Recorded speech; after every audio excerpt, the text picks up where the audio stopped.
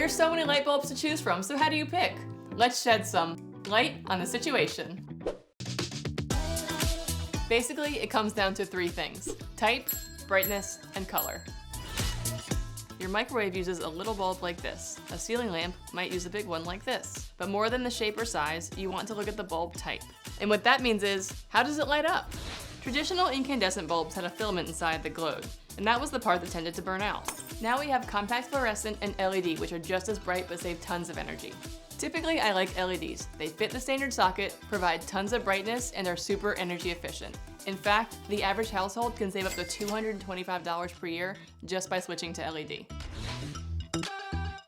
We used to choose our bulbs based on watts, which was an indicator of how much electricity they used. 100 watts was brighter than 50 watts, and so on. Your fixtures have a maximum wattage they can handle, so we would usually want to pick the biggest bulb they can take. But with these new bulbs, we're using a lot less electricity, so we can measure the brightness of the bulb instead. For that, we use lumens. Lumens measure the amount of visible light that's emitted from a source. The higher the number of lumens, the brighter the bulb.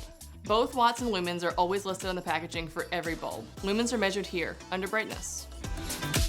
Usually there will be a little graph that shows a range from warm to cool, and an arrow indicating where this particular bulb falls on the scale. Your bulb color makes a huge difference in the look of a room. How do you want your room to feel?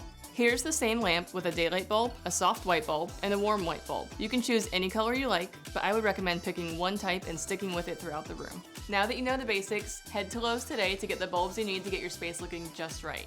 Comment below with a topic you'd like to see us cover next. Don't forget to like and subscribe for more Lowe's videos.